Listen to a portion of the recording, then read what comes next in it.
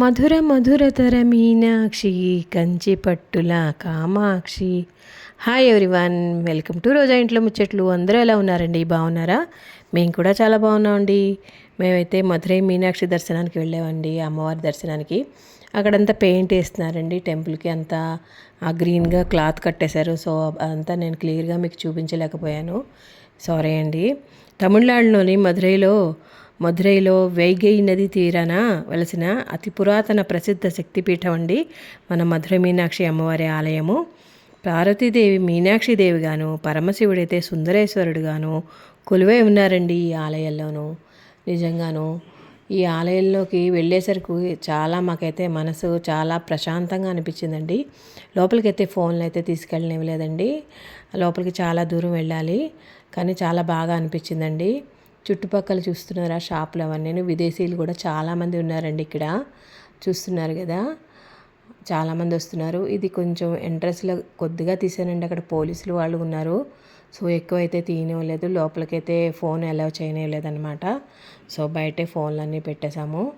ఫోన్లకి స్టాండ్ బయటే ఉంది, ప్లస్ చెప్పుల స్టాండ్ కూడా బయటే ఉన్నాయి. అందరం కూడా అక్కడే పెట్టుకుంటున్నామండి. కానీ ఇక్కడ కూడా ఎటు వెళ్తున్నామో ఎటు వస్తున్నామో కూడా తెలియలేదండి మాకు. చుట్టుపక్కల షాపులు చూసారా, ఇక్కడైతే పువ్వులు అయితే బాగా అమ్ముతున్నారండి. నెక్స్ట్ ఇక్కడ పెద్దది ఇత్తడి అన్ని ఐటమ్స్ ఉన్న షాప్ ఉందండి, అదైతే కొంచెం తీసాను నేను బయట నుంచాను. అంటే వాళ్ళు పర్మిషన్ ఇస్తారో ఇవ్వరో అని నాకు భయం అండి, అందుకని దగ్గరికి వెళ్ళలేదు. షాప్స్ అవి కూడా చాలా బాగున్నాయండి, చుట్టుపక్కలంతాను చాలా సందడిగా ఉందండి. పోలీసులు కూడా చాలామంది ఎక్కువగా ఉన్నారండి, సెక్యూరిటీ అది కూడా బాగా ఉందన్నమాట. చెకింగ్ అది కూడా బాగా చేస్తున్నారండి ఇక్కడ, అంతా బాగుంది. లోపలికి వెళ్తే మటుకి చాలా, అసలు నిజంగా రెండు కళ్ళు చాలేదండి.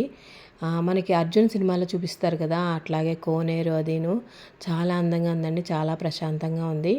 మేమైతే 100 రూపీస్ టికెట్ తీసుకుని వెళ్ళామండి, కొంచెం ఎర్లీగా వెళ్ళొచ్చు అని చెప్పేసి వెళ్ళాము. లోపలికి వెళ్ళిన తర్వాత అక్కడ స్తంభాల మీద ఉన్నాయండి బొమ్మలు అయితే బాగా చెక్కారు, అవి ఎప్పటివో అండి, పూర్వకాలనివి చాలాను. 1000 స్తంభాల మండపం. ఇక్కడైతే ప్రసిద్ధమైనది ఏమిటయ్యా అంటే ప్రసిద్ధ శిల్పకళా వైభవం అండి. దీంట్లో అయితేను 1000 స్తంభాల మండపం, పసిడి కమలాల కోనేరు.